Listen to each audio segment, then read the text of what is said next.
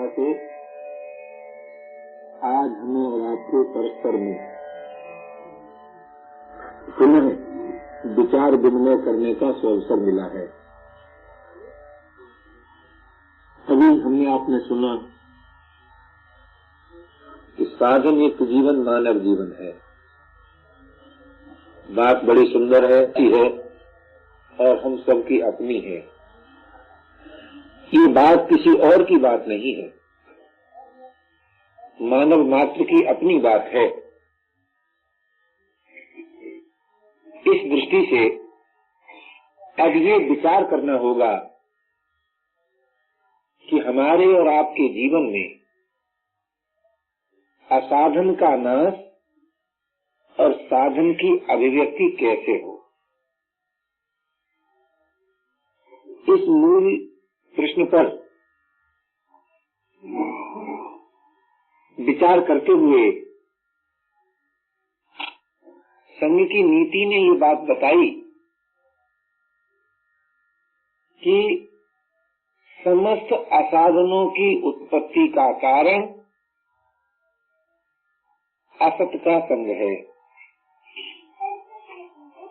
और समस्त साधनों की अभिव्यक्ति सत के संग में निहित है। इसी सिद्धांत के आधार पर अभी जो जयपुर में विचार विनिमय हुआ था उसमें ये बात सभी ने बड़ी ईमानदारी से स्वीकार की कि अब आवश्यकता इस बात की हो गई है कि प्रत्येक भाई और प्रत्येक बहन व्यक्तिगत रूप से और पारिवारिक रूप से सोने से पहले और उठने के बाद पहला कार्य सत्संग हो, तभी हम सबका जीवन साधननिष्ठ हो सकता है। अब आप कहेंगे कि सत्संग का अर्थ क्या है, सत्संग किसे कहते हैं। सत्संग का अर्थ ये नहीं है कि कोई व्यक्ति विशेष आ गया और उसने एक व्याख्यान दे दिया और हम सब लोगों ने श्रवण कर लिया। ये तो सत्संग का सहयोगी साधन है, वास्तव में ये सत्संग नहीं है। सत्संग का वास्तविक स्वरूप है अपने जाने हुए असत का त्याग, किसी और के बताए हुए असत का नहीं, किसी और के सिखाए हुए असत का नहीं, जाने हुए असत का, माने हुए असत का भी नहीं। आप कहेंगे क्या माना हुआ भी असत होता है? हाँ भैया, माना हुआ असत भी होता है। हमने ऐसी बातें सुनी है कि जिनमें ये दिखाई देता है प्रत्यक्ष के माना हुआ असत है। जैसे किसी ने कह दिया कि हाथी के पैर से दब जाना अच्छा है लेकिन जैन मंदिर में घुसकर बचना अच्छा नहीं। ये क्या है? ये माना हुआ असत है, ये वास्तविक असत नहीं है। तो मानव सेवा संघ की नीति में इस बात का बड़ा ध्यान रखा गया है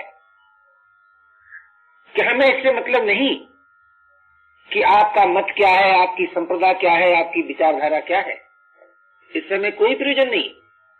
हमें तो ये देखना है कि आपकी विचारधारा, आपका मत, आपकी संप्रदाय ने आपको सच्चे मानी में मानव बनाया या नहीं। आप इतने सुंदर हो गए कि नहीं कि आपकी सभी को मांग रहे और आपकी अपनी कोई मांग न रहे। यही ना मानव का चित्र है। मानव उसे नहीं कहते जो अपने लिए उपयोगी सिद्ध नहीं हुआ, और मानव उसे भी नहीं कहते जो जगत के लिए उपयोगी सिद्ध नहीं हुआ। और भाई सच बात तो यह है कि मानव उसे भी नहीं कहते जो प्रभु के लिए उपयोगी सिद्ध नहीं हुआ।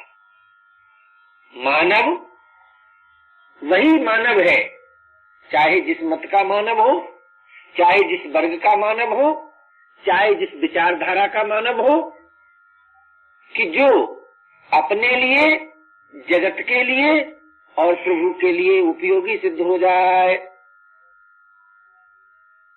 तो ये जो मानव जीवन है, ये जीवन मानव मात्र को प्राप्त होना चाहिए। किंतु दुख की बात तो यह है कि आज हम अपना मूल्यांकन करते समय इस बात को तो भूल जाते हैं और ये सोचते हैं कि हम तभी बड़े आदमी हो सकेंगे जब हमको अमुक पद की प्राप्ति हो जाएगी, अथवा हम तभी ठीक ठीक आदमी हो सकेंगे जब हमारे पास बहुत सा सामान हो जाएगा, अथवा हम तभी बड़े आदमी हो सकेंगे जब हमारे साथ एक बहुत बड़ा संगठन होगा। इन सब बातों को सामने रखकर हम मानव जीवन का मूल्यांकन करते हैं। परिणाम उसका ये होता है कि हमारा और आपका जीवन वस्तुओं की, व्यक्तियों की, विचारधाराओं की, परिस्थितियों की आसक्ति में इतना आबद्ध हो जाता है कि जिस निर्विकारता के प्राप्त करने के लिए जीवन मिला था, वो निर्विकारता तो आती ही नहीं, किंतु ऐसे विकार आ जाते हैं जो ऊपर से निर्विकारता का भेष बनाते हैं और ये बताते हैं कि हम ठीक बात कहते हैं, हम ठीक बात जानते हैं, हमारा मत बहुत अच्छा है, हमारी विचारधारा से ही संसार का हित होगा, किंतु स्वयं तो हित नहीं हुआ। इस मूल समस्या को हल करने के लिए आवश्यकता हो गई कि जो असाधन जीवन में उत्पन्न हो गए हैं उनका नाश हो जाए और उस स्थान पर साधन की अभिव्यक्ति हो जाए। साधन का अर्थ ये नहीं है कि जिसमें लेस मात्र भी अस्वाभाविकता हो, और साधन का अर्थ ये भी नहीं है कि जिसमें असमर्थता हो, और साधन का अर्थ ये भी नहीं है कि जिसमें असिद्धि हो। साधन वही साधन है जिसमें स्वाभाविक प्रियता हो, साधन वही साधन है जो अपनी सामर्थ्य के अनुरूप हो और जिसमें सिद्धि हो। इस दृष्टि से आज हमको और आपको विचार विनिमय करना है। उस साधन की अभिव्यक्ति किसी मत विशेष में ही होती हो ऐसा मेरा अपना विश्वास नहीं है। उस साधन की अभिव्यक्ति किसी मत में न होती हो ऐसा भी मेरा विश्वास नहीं है। मेरा विश्वास है कि उस साधन की अभिव्यक्ति प्रत्येक मत से हो सकती है और प्रत्येक काल में हो सकती है और प्रत्येक परिस्थिति में हो सकती है, परंतु कब? कि वो मत जब मानव का अपना मत हो। आप कहेंगे अपने मत का अर्थ क्या? अपने मत का अर्थ यह है कि जिस मत का प्रादुर्भाव हमारे और आपके जीवन से हो वो अपना मत। तो उस मत का हमें और आपको ज्ञान कैसे हो, उसके लिए ही ये बात बताई गई कि यदि हमें और आपको अपने जीवन में कोई अपना जाना हुआ असत दिखाई देता हो, समझ में आता हो, तो उसका त्याग करें। त्याग करने का अर्थ क्या है? कि भूतकाल की घटनाओं के आधार पर वर्तमान को दोषी न माने, पहली बात तो ये। और उस भूल को पुनः न दोहराएं, इसका नाम है जाने हुए असत का त्याग। कल मुझको क्रोध आ गया, अब मैंने अपने अहम भाव में बात अंकित कर ली, मैं क्रोधी हूं। आप सच मानिए क्रोध नाश नहीं होगा। तो करना क्या चाहिए कि भाई कल मुझे क्रोध आया था और ये क्रोध जो है ये तो असाधन है। क्यों? क्रोध आने पर कर्तव्य की विस्मृति होती है, स्वरूप का प्रमाद होता है और प्रेम का नाश होता है। इतनी बातें क्रोध से होती हैं। तो ये तो बड़ा असाधन है। अब मैं क्रोध नहीं करूंगा, त्यागोगे? लेकिन उसी समय मुझ में क्रोध नहीं है इसकी दृढ़ स्थापना भी करूंगा। अब मैं क्रोधी नहीं हूं। आप कहेंगे इससे क्या लाभ होगा? किससे क्या लाभ होगा? ये तो आपका जीवन बताएगा, आपका भविष्य बताएगा। यदि आपने वर्तमान में निर्दोषता की स्थापना की है अपने जाने हुए दोष के त्याग से, तो आप सच मानिए आप निर्दोष हो जाएंगे। क्यों निर्दोष हो जाएंगे? इसमें एक दार्शनिक रहस्य है, और वो दार्शनिक रहस्य है कि दोषों की स्वतंत्र सत्ता है नहीं। कोई भी दोष स्वतंत्र सत्ता वाला नहीं है। इसका एक जीता जागता उदाहरण देखिए कि आप अपने संबंध में सोचिए अथवा किसी अन्य के संबंध में सोचिए। यद्यपि संघ की नीति में किसी अन्य के संबंध में सोचने का कोई मूल्य नहीं है, किंतु हम लोग आदी हो गए हैं दूसरों को सामने रखकर सोचने की। तो आप अपने संबंध में अथवा दूसरे संबंध में सोचेंगे तो आपको ये प्रकाश मिलेगा कि कोई भी व्यक्ति सर्वांश में दोषी नहीं होता और सर्वदा दोषी नहीं होता और सभी के लिए दोषी नहीं होता। क्या कारण है भाई? उसका कारण और कुछ नहीं है। उसका एकमात्र कारण यही है कि किसी भी दोष की स्वतंत्र सत्ता होती नहीं, और जिसकी स्वतंत्र सत्ता नहीं होती वो सर्वांश में हो ही नहीं सकता, सर्वदा रह ही नहीं सकता, सभी के प्रति उसका उपयोग हो ही नहीं सकता। इसलिए भाई इस दार्शनिक दृष्टिकोण को सामने रखते हुए हमको और आपको कभी भी इस बात से निराश नहीं होना चाहिए कि निर्दोषता हमारा जीवन नहीं, या निर्दोषता हमारे वर्तमान की वस्तु नहीं है, या निर्दोषता से हमारी अभिन्नता नहीं हो सकती। इस बात से कभी भी निराश नहीं होना चाहिए। जब हम और आप इस बात से निराश नहीं होंगे तब क्या होगा कि दार्शनिक भेद से उस निर्दोषता का हम और आप एक अपना अलग अलग अर्थ लगाएंगे। आस्तिक दर्शन पर श्रद्धा रखने वाला कहेगा कि निर्दोषता का अर्थ है प्रभु की प्राप्ति या प्रेम की प्राप्ति। आध्यात्म दर्शन वाला कहेगा कि निर्दोषता का अर्थ है स्वाधीनता की प्राप्ति। भौतिक दर्शन वाला कहेगा कि निर्दोषता का अर्थ है चिर शांति तथा सुंदर समाज का निर्माण।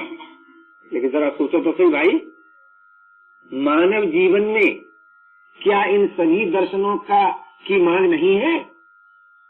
अगर हम और आप विचार करेंगे तो मानव जीवन में तो इन तीनों ही दर्शनों का समावेश है। तीनों ही दर्शन मानव जीवन में है, तीनों ही की हमें आवश्यकता है। तो जब तीनों ही की हमें आवश्यकता है तो मानव दर्शन क्या हुआ? मानव दर्शन का चित्र क्या बनेगा कि भाई मानव दर्शन तो ये हुआ कि मानव जीवन के द्वारा सुंदर समाज का निर्माण भी हो सकता है, अपना कल्याण भी हो सकता है, परम प्रेम की अभिव्यक्ति भी हो सकती है। ये हुआ मानव दर्शन। तो जब ये मानव दर्शन है तो हम सबको उससे एकता हो सकती है, उसकी प्राप्ति हो सकती है। जब उसकी प्राप्ति हो सकती है तो फिर उससे निराश होना भूल है। दूसरी बात सोचिए, प्राप्ति उसकी नहीं होती जो वर्तमान में नहीं है, उसकी प्राप्ति नहीं होती। प्राप्ति उसी की होती है जो है। अच्छा, जिसको आप है कहेंगे वो अविनाशी सिद्ध होगा, और जो अविनाशी सिद्ध होगा उससे देश काल की दूरी नहीं रहेगी, और जिससे देश काल की दूरी नहीं रहेगी उसकी प्राप्ति में असमर्थता पराधीनता है ही नहीं, हो ही नहीं सकती।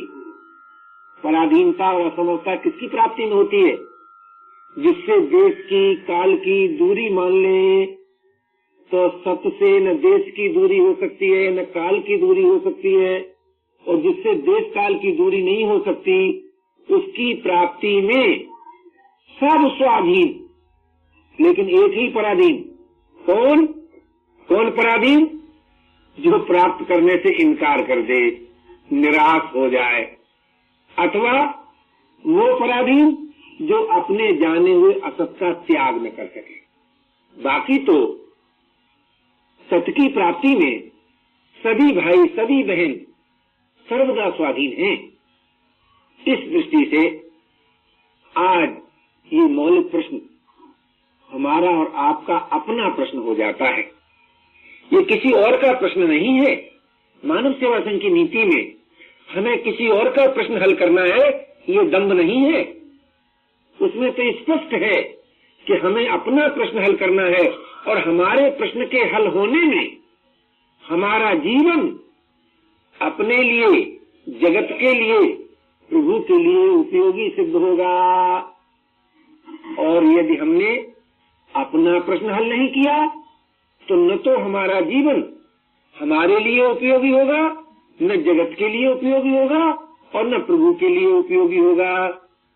ऐसा अनुपम अनूठा जीवन जो हमें और आपको मिला है कि जो सभी के लिए उपयोगी हो सकता है, उस जीवन का महत्व हम वस्तुओं के आधार पर न आके, पद के आधार पर न आके, परिस्थिति के आधार पर न आके, वस्तुओं की दास्ता, पद की दास्ता, परिस्थिति की दास्ता मानव को मानव नहीं होने देती, नहीं होने देती, नहीं होने देती। इस बात पर बड़ी गंभीरता पूर्वक विचार करने के पश्चात जो मुझे प्रकाश मिला है वो ये है कि हम मानव होने के नाते ही बड़े सुंदर हैं, इसमें कोई संदेह नहीं। तो जो स्वयं सुंदर है, आप जानते हैं, उसे किसी और से सुंदरता नहीं लेनी पड़ती, अपितु उसकी सुंदरता से और सुंदर होते हैं। अतः मानव अपनी सुंदरता से वस्तुओं में सुंदरता प्रदान कर सकता है, परिस्थिति को सुंदर बना सकता है, व्यक्तियों को सुंदरता बांट सकता है, पद को सुंदर बना सकता है अपनी सुंदरता से। तो जब हम अपनी सुंदरता से परिस्थिति को सुंदर बनाने की बात समझ जाएंगे, तब सच पूछिए हम सब निर्दोष सिद्ध होंगे। किंतु आज ये पराधीनता कि हाय हाय क्या बताएं, अमुक संकल्प पूरा नहीं हुआ तो मानो जीवन में कुछ रहा ही नहीं। भाई जरा सोचो तो सही, ऐसा कौन व्यक्ति होगा जिसके अनेकों संकल्प न पूरे हुए हों? अनेकों संकल्प हम सबके पूरे हुए हैं। और क्या कोई एक भी ऐसा व्यक्ति होगा जो ये कहे ईमानदारी से कि मेरे सभी संकल्प पूरे हो गए? नहीं मिलेगा आपको। तो कैसा मिलेगा कि संकल्प पूरे भी हुए और सभी नहीं हुए। इसमें रहस्य क्या है? इसमें बड़ा रहस्य ये है कि संकल्प पूरा करना जीवन नहीं है, ये तो जीवन का एक भाग कि जिस राग का नाश विचार से न कर सके, भाई पूरा करके देख लो, पूरा करके देख लो। और उस पूरे करने में ही आबद्ध न हो जाए तो प्रकृति का ये विधान बन गया कि भैया सभी संकल्प तो पूरे नहीं होंगे। तो ये तो हमारे संकल्पों का पूरा न होना जो है, ये तो हमारे लिए पथ प्रदर्शन है, ये तो हमें एक प्रकाश मिलता है। और संकल्प का पूरा होना जो है वो हमें एक आश्वासन देने वाली बात है, जीवन नहीं है। इसलिए भाई हमें और आपको इस बात पर विशेष ध्यान देना है कि संकल्प पूर्ति मानव जीवन नहीं है। आपको ये कहे कि संकल्प पूर्ति का जीवन में स्थान क्या है, तो संकल्प पूर्ति का स्थान है कि हमारा कोई भी संकल्प ऐसा न हो जो समाज का संकल्प नहीं है। भौतिक दर्शन, हम संकल्प पूर्ति की दास्ता से सर्वदा मुक्त हों। अध्यात्म दर्शन, हमारा संकल्प प्रभु के संकल्प में विलीन हो जाए। आस्तिक दर्शन।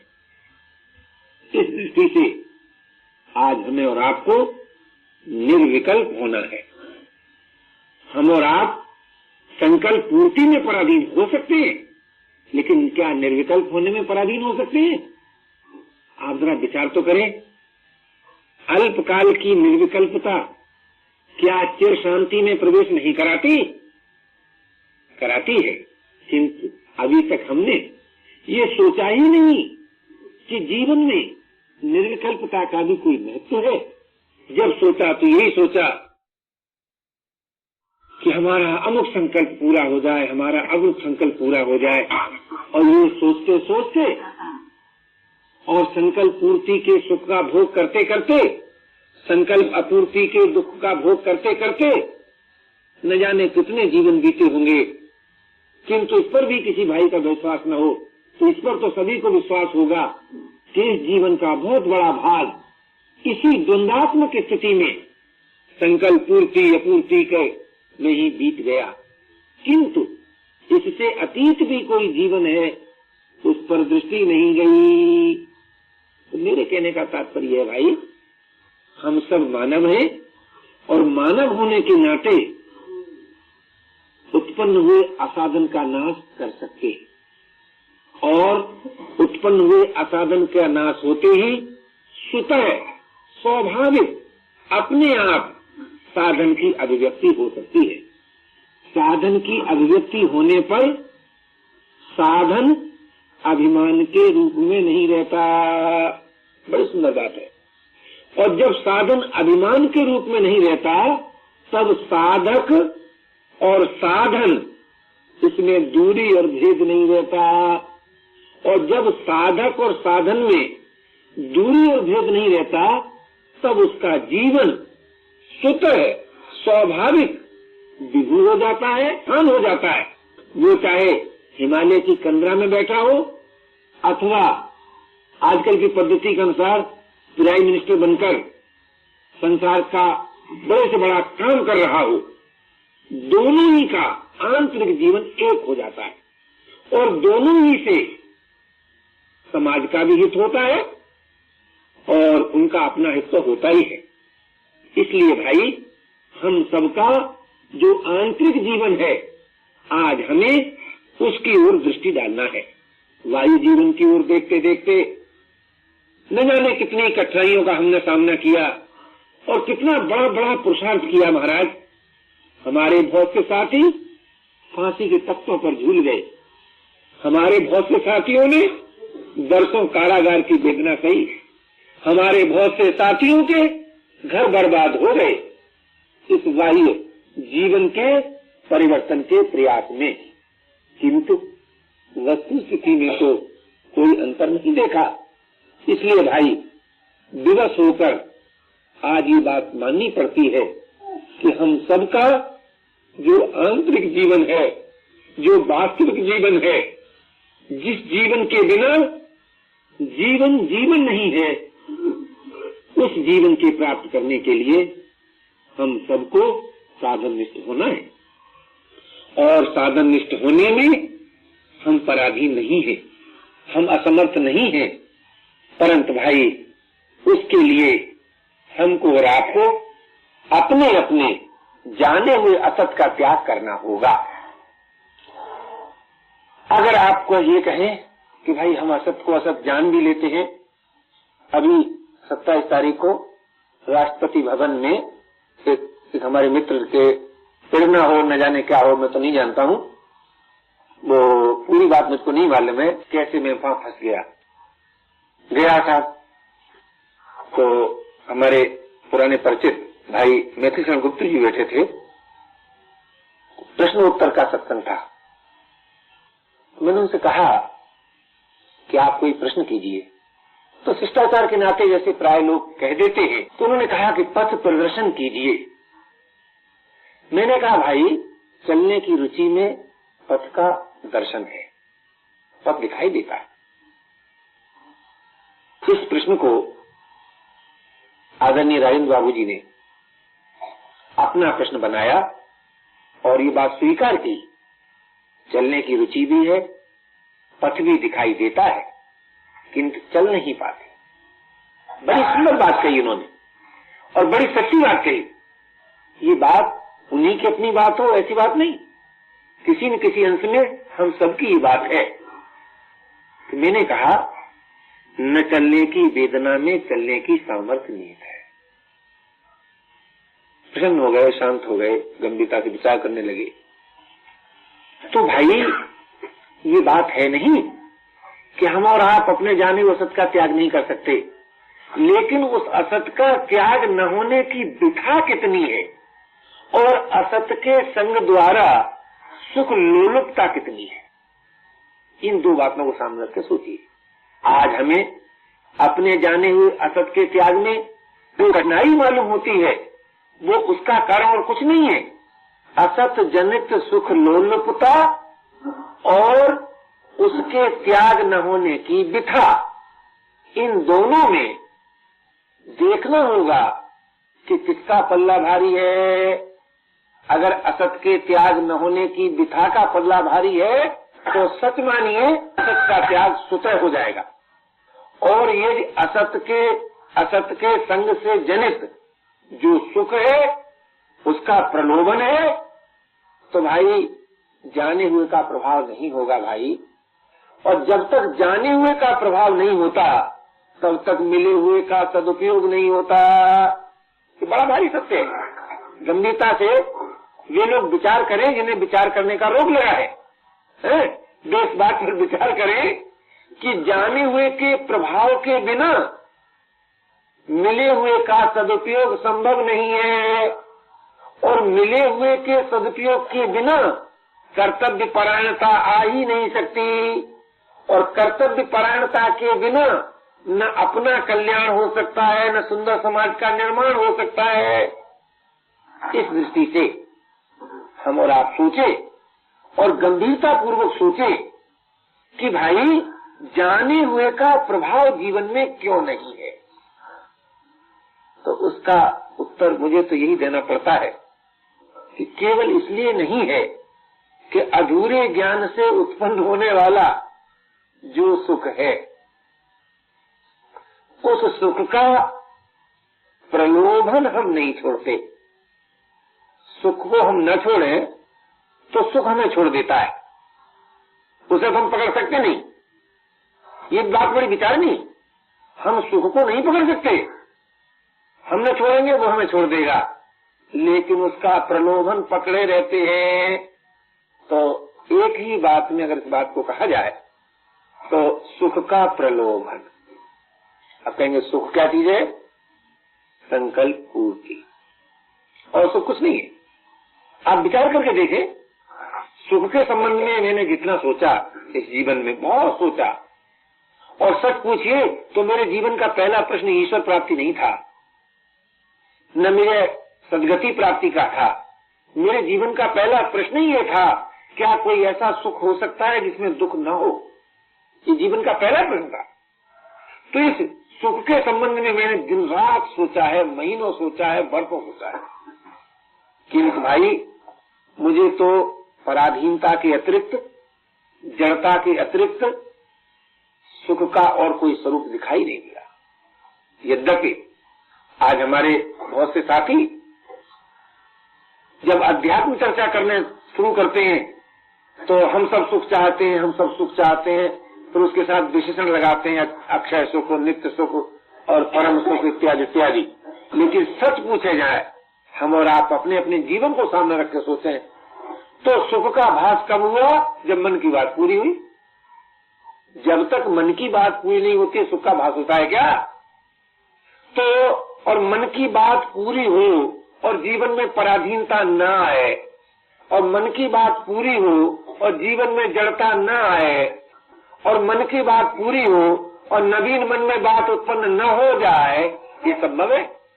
कभी संभव नहीं। इसलिए मेरे भाई, सुख का जो प्रलोभन है वही वास्तव में असाधन है। अगर असाधन के स्वरूप का वर्णन करते हुए उस पर विचार किया जाए तो एक ही वाक्य में अगर कह दें तो ये कहना पड़ेगा कि सुख के प्रलोभन का दूसरा नाम असाधन है।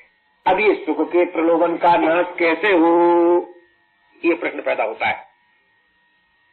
तो ये सुख के प्रलोभन का जो नाश होता है वो होता है दुख के प्रभाव से। तो ध्यान दीजिएगा, दुख का प्रभाव दुख के भोग से नहीं। दुख के भोग से तो सुख की रुचि जागृत होती है, सबल होती है, स्थायी होती है, किंतु दुख के प्रभाव से सुख के प्रलोभन का नाश होता है। आप कहेंगे कि दुख का भोग और दुख के प्रभाव में क्या अंतर है? बड़ा अंतर है। दुख का प्रभाव सुख में दुख का दर्शन कराता है और दुख का भोग सुख की दास्ता में आबद्ध करता है, व्यर्थ चिंतन में आबद्ध करता है, वस्तु व्यक्ति आदि का दास बनाता है। दुख का भोग हाय हाय क्या करे, क्या अमुक व्यक्ति होता तो ये दुख न होता, क्या अमुक वस्तु होती तो ये दुख न होता, और अमुक परिस्थिति होती तो ये दुख न होता। तो दुख का भोग मनुष्यता नहीं है, दुख के प्रभाव में मनुष्यता है। और दुख का प्रभाव जिस पर हो जाए, मेरा तो ऐसा ख्याल है कि दुखहारी उसके पास आ जाता है। आर्थिक दृष्टिकोण से दुख का प्रभाव जिस पर हो जाए, दुख की निवृत्ति हो जाती है आध्यात्मिक दृष्टिकोण से। और दुख का प्रभाव जिस पर हो जाए, सुख की दास्ता नाश हो जाती है भौतिक दृष्टिकोण से। तात्पर्य क्या निकला कि दुख के प्रभाव की आवश्यकता है। अब दुख का प्रभाव कितने दुख के बाद जीवन में होगा, बस यही व्यक्तिगत बात है, ये सामूहिक बात नहीं। जैसे आंख में जरा सी मिट्टी करक जाती है, महाराज ऊपर शेरवर रख दो, करकती है क्या? तो ये जो व्यक्ति की अपनी अपनी बनावट है, अपनी अपनी बनावट है कि किस व्यक्ति पर दुख का प्रभाव कितने दुख के बाद होगा। व्यक्तिगत दुख से दुख का प्रभाव होगा, अथवा कौटुंबिक दुख से दुख का प्रभाव होगा, अथवा सामाजिक दुख से दुख का प्रभाव होगा, अथवा किस प्रकार के दुख से दुख का प्रभाव होगा, ये बात व्यक्तिगत है। किंतु दुख हम सबके जीवन में है, इससे इनकार हम समझते हैं कोई भाई नहीं करेगा, कोई बहन नहीं करेगी। और अगर कोई बहन कहे हमारे जीवन दुख नहीं है, तो मैं कह दूंगा या तो तुम परमात्मा हो, क्यों उसमें उसके बाद दुख नहीं है, या तुम पत्थर के टुकड़े हो, उसमें दुख नहीं है। मनुष्य हो और कहे हमारे जीवन दुख नहीं है, ये हो नहीं सकता। हाँ दुख तो है, किंतु उस दुख का प्रभाव नहीं है।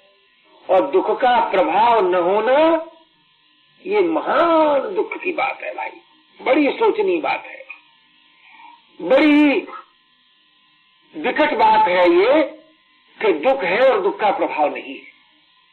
इसलिए भाई दुख का प्रभाव जीवन में हो और सुख का उपयोग जीवन में हो। आप कहेंगे सुख का प्रभाव, बोले सुख के प्रभाव ने तो सर्वनाश किया, सुख के प्रभाव ने ही सर्वनाश किया है। इसलिए सुख का तो हो उपयोग, और सुख का उपयोग मालूम कैसे होता है? पराये दुख से दुखी होने में। सुख का उपयोग है पराये दुख से दुखी हो जाओ। मैं तो लोगों से कहता हूँ कभी कभी मजाक में कि भाई जितनी तुम्हारी आंखें अंधे के लिए हैं, तुम्हारा धन निर्धन के लिए है, तुम्हारा बल निर्बल के लिए है, तुम्हारी योग्यता अयोग्य के लिए है। अगर तुम ऐसा नहीं करोगे तो स्वयं योग्यता होते हुए अयोग्य सिद्ध हो जाओगे, और धनी होते हुए निर्धन सिद्ध हो जाओगे, और बल के रहते हुए निर्बल सिद्ध हो जाओगे, और आंखों के रहते हुए अंधे सिद्ध हो जाओगे। मैं आप कहता हूँ मजाक में, विरोध में, लेकिन बात वही सच्ची है।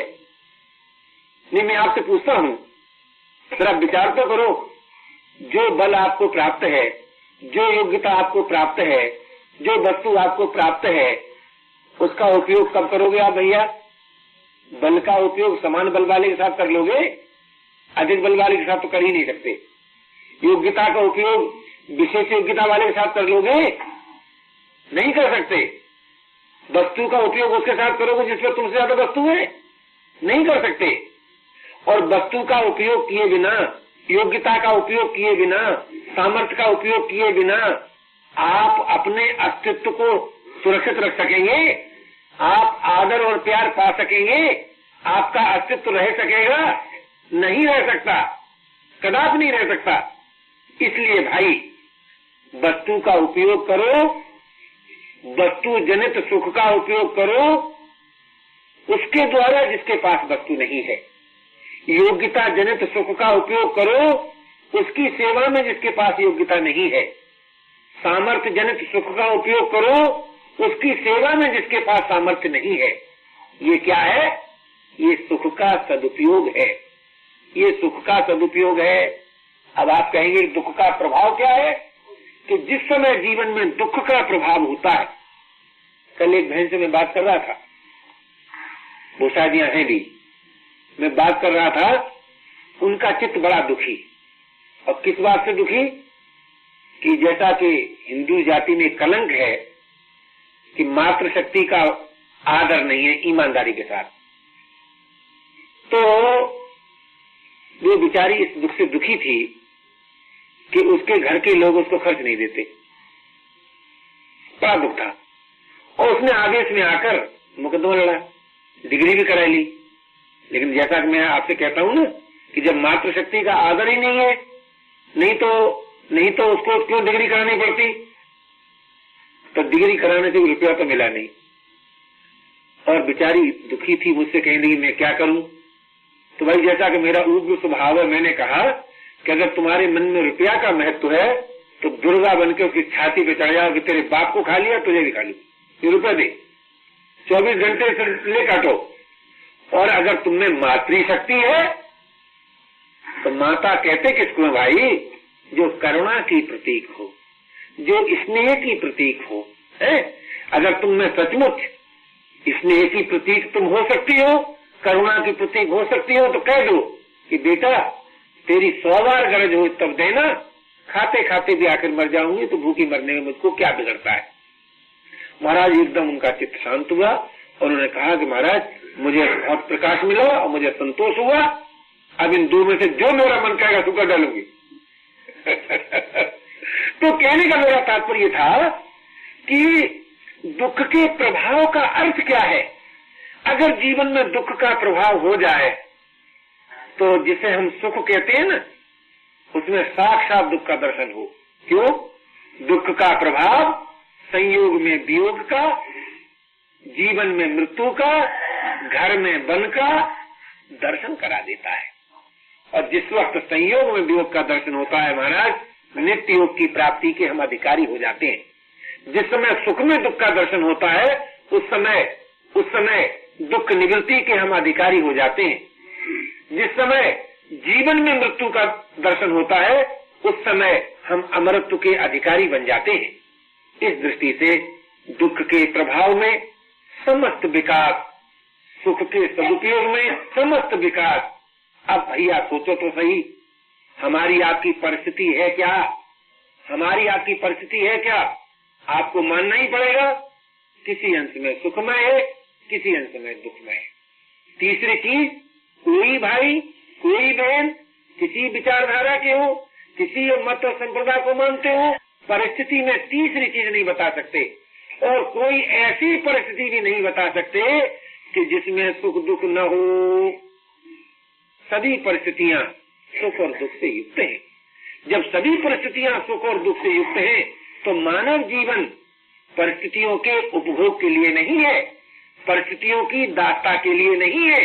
मानव जीवन है परिस्थिति के सदुपयोग के लिए। तो परिस्थिति के सदुपयोग की दृष्टि से प्रत्येक परिस्थिति समान अर्थ रखती है। जब प्रत्येक परिस्थिति समान अर्थ रखती है तब हम साधन निष्ठ नहीं हो सकते, हमें सत्य नहीं मिल सकता। ये बात बनती नहीं, कह सकते नहीं। क्यों? क्यों? सदुपयोग की दृष्टि से तो सभी परिस्थिति समान है। कल्पना करो कि अगर हम अंधे होने की परिस्थिति का सदुपयोग नहीं कर सकते तो क्या आप जानते हैं आंखें होने की परिस्थिति का सदुपयोग कर सकते? कभी नहीं कर सकते।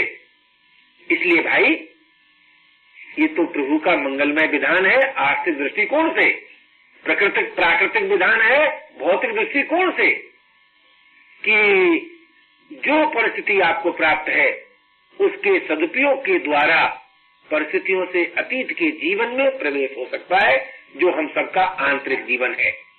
एक सुखी सुख का दुरुपयोग करके उस दुखी से बहुत पीछे है, जिसने दुख का सदुपयोग किया है। इस दृष्टि से हम सुखी हैं तो मानव, दुखी हैं तो मानव। सुख दुख के होने से अपना कुछ बनता बिगड़ता नहीं, बनता बिगड़ता है सुख दुख का सदुपयोग न करने से। और सुख दुख का सदुपयोग न करना ये हमारी असावधानी है, ये हमारी भूल है। वास्तव में ये कोई प्राकृतिक दोष नहीं है कि हम और आप आए हुए सुख का, आए हुए दुख का सदुपयोग नहीं कर सकते, अवश्य कर सकते हैं। सुख के सदुपयोग का मूल मंत्र है उदारता, दुख के सदुपयोग का मूल मंत्र है त्याग। त्याग का अर्थ है अहम और मम का नाश, उदारता का अर्थ है करुणा और प्रसन्नता से युक्त जीवन। तो अगर आज हम अहम और मम का नाश करके भी उसी जीवन को प्राप्त कर सकते हैं जिस जीवन को सुखी करुणा और प्रसन्नता के द्वारा प्राप्त कर सकता है, क्योंकि करुणा और प्रसन्नता से भी निर्विकार जीवन की उपलब्धि होती है और अहम और मम के नाश से भी निर्विकार जीवन की उपलब्धि होती है। तो जब सुख और दुख दोनों ही के उपयोग का एक फल है तो सोचो भाई, दुखी क्या सुखी से कम है, सुखी क्या दुखी से कम है? कोई किसी से कम नहीं, कोई ऊंचा नहीं, कोई नीचा नहीं, कोई भला नहीं, कोई बुरा नहीं। क्यों? अगर हम सुखी हैं और सुख का सदुपयोग करते हैं तो बुरे हो ही नहीं सकते, नीचे हो ही नहीं सकते। अगर हम दुखी हैं और दुख का सदुपयोग कर सकते हैं तो बुरे हो ही नहीं सकते, नीचे हो ही नहीं सकते। तो वो जीवन जिसमें ऊंचाई नीचाई, भलाई बुराई नहीं है, क्या वो जीवन हम सबको प्रिय नहीं हो? अवश्य है। किंतु आज हमने मानव जीवन का महत्व मानव होने के नाते न मानकर परिस्थितियों के आधार पर अंकित किया। उसका परिणाम ये हुआ कि हम परिस्थितियों की दास्ता में इतने आबद्ध हो गए कि जो परिस्थिति प्राप्त है उसका सदुपयोग नहीं कर सके और उसके सदुपयोग न करने से उत्कृष्ट परिस्थिति को भी नहीं प्राप्त कर सके और परिस्थिति की दास्ता से भी मुक्त न हो सके। इस असावधानी मिटाने के लिए हमें और आपको परस्पर में मिलकर एक मानवता के नाते हमारे और आपके बीच में अनेक भेद हों, कोई चिंता की बात नहीं, किंतु प्रीति का भेद न हो। प्रीति का भेद न हो तो प्रीति की एकता को लेकर हम और आप परस्पर में विचार विनिमय करें और अपने अपने जाने हुए असत का त्याग करके असाधन का नाश करें।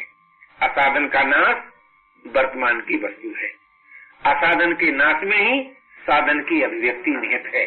इस दृष्टि से हम सबका वर्तमान सरस हो सकता है और जब वर्तमान सरस हो जाता है तो किसी मनोविज्ञान के पंडित से आप पूछना कि वर्तमान की सरसता काम को जन्म नहीं होने देती, काम का जन्म नहीं होने देती, और काम का जन्म न होने पर क्या होता होगा जरा सोचो तो सही।